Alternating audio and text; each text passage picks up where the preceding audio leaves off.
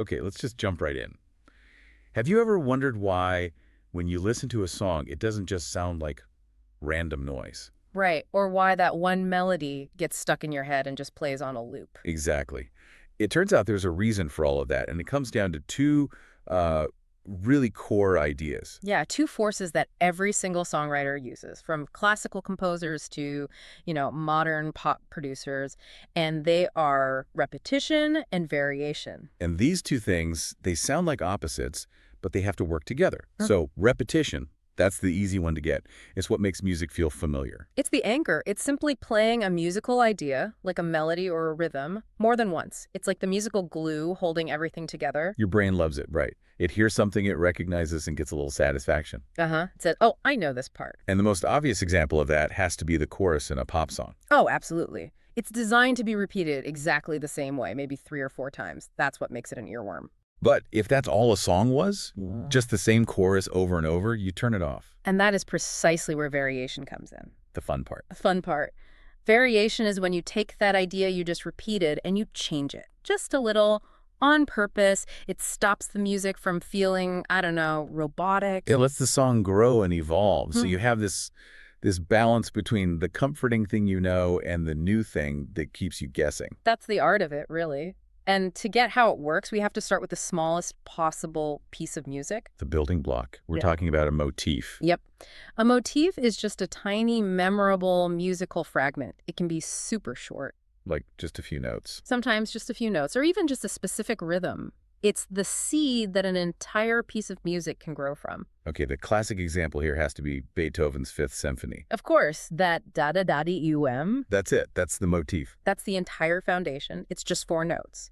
But what makes it so powerful is that he repeats it everywhere. But he varies it constantly. We'll flip it upside down or stretch it out, change the instrument. Exactly. So your brain is always tracking that original idea, even when it sounds totally different. The repetition is the anchor, but the variation is what makes it a masterpiece. And that same idea is what drives the heartbeat of music, the rhythm. Absolutely. Rhythmic repetition is the steady drumbeat, the thing that makes you want to tap your foot. It has to be consistent to establish a solid groove. But again, if a drummer just played the exact same beat for 3 minutes straight. It would be so boring. And that's why we have things like the drum fill. Ah, the fill. So that's the little moment of variation. It's a controlled burst of something new. The drummer breaks the pattern for just a second. And it's not just to show off. It's a signal. A signal for what? It's like punctuation. It tells you, hey, pay attention. We're about to change sections, like moving from the quiet verse to the big, loud chorus. So the fill builds up a little tension and excitement. Right. And finding that balance, not too many fills, not too few, is key. It keeps the energy up. Okay, so we've got these tiny motifs. How do you build them into something bigger, like a full melody that tells a story? This is all about melodic development. And one of the most common tricks for this is something called a sequence. The sequence. Yeah. So a composer writes a short, simple melody. Then right after, they repeat the exact same melody, but they start it on a higher or lower note. So the shape is identical, the rhythm is the same. That's the repetition. Uh-huh. But the pitch level is different. That's the variation. You got it.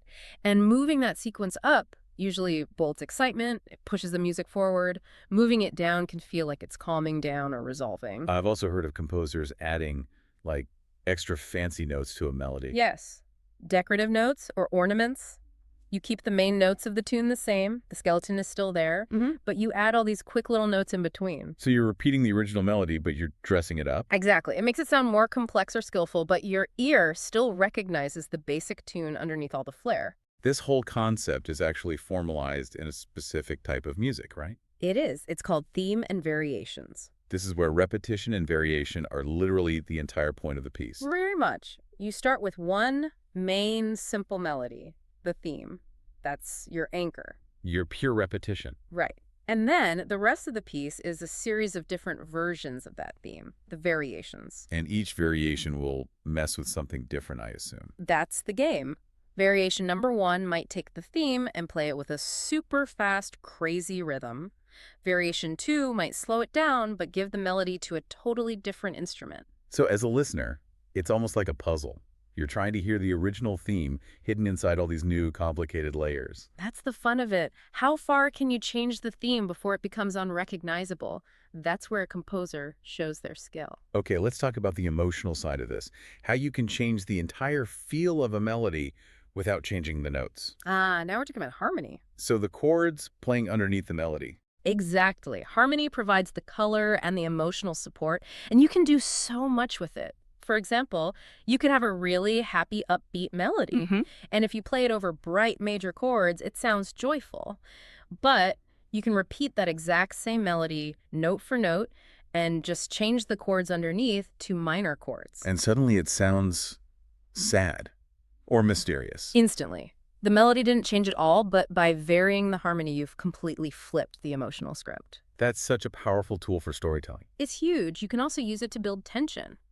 Maybe right before the second chorus, the composer throws in one weird, unexpected chord. So when that familiar chorus comes back, The feeling of release is way more powerful than the first time. The variation made the repetition more satisfying. Jazz musicians do this all the time. okay, along with harmony, there's also the simplest tool of all, volume. Dynamics. Yeah, just how loud or soft the music is. And that's a form of variation too. Yeah. Oh, a huge one. Imagine a melody played very softly by one violin. Then you repeat that melody, but it's blasted out by the entire orchestra. Super dramatic. It grabs your attention immediately. Right. And it doesn't have to be sudden. You can have gradual changes. A crescendo, where the music slowly gets louder over time, is an amazing way to build suspense. Like it's leading up to something big. Exactly. Or you can do the opposite and get gradually softer. It's all about controlling the emotional journey, and you can do that just with volume, even while repeating the exact same notes. So we've covered notes, rhythm, chords. What about the actual sound of the instruments themselves? Great question. That brings us to instrumentation and timbre. Timbre is just the unique sound quality of an instrument. Like why a flute sounds different from a trumpet. Precisely. And you can repeat a melody but completely change its character by varying the timbre. Play a theme with a bunch of violins and it might sound soaring and beautiful. Okay. Now repeat that same theme with a tuba. Suddenly it sounds heavy, maybe even a little funny. The notes are the same, but the feeling is totally different. Modern electronic music producers do this constantly.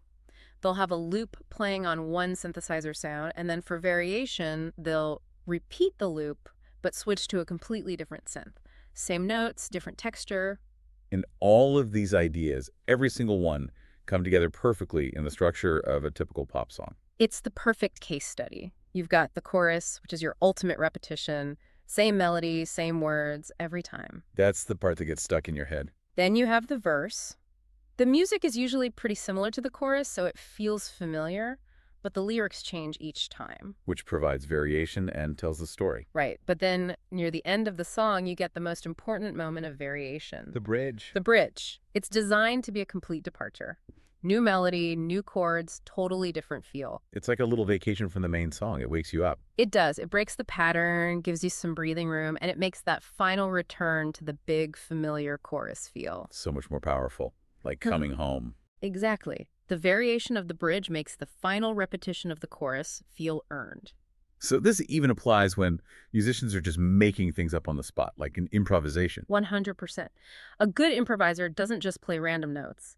They'll start their solo by repeating a simple little idea, a motif, to get the listener grounded. They establish their theme. Yep. And then they start to vary it, playing faster notes, changing the rhythm, twisting the harmony. It's that same principle of starting with repetition to create a foundation, then using variation to explore. It keeps the solo from sounding like a mess. So when you boil it all down, why does this matter so much? Why are our brains wired for this? Well, it really taps into two very basic human needs. Repetition makes us feel safe. Our brains are pattern detecting machines, and when we correctly predict what's coming next in a song, we get a little hit of dopamine. It's comforting. But if it's too comforting, it's boring. We check out. And that's where variation comes in. It feeds our need for novelty, for surprise, for a little bit of a challenge. The best music lives right on that edge. Between predictable and surprising. It's familiar enough to feel good, but new enough to keep you hooked. It's all a brilliant game of managing your expectations. So here's something to think about. The next time you're listening to one of your favorite songs, try to pinpoint it. Try to find the exact moment the songwriter chose to create a variation instead of just repeating themselves. And ask yourself, how that one small change made you feel. Good luck with your studies.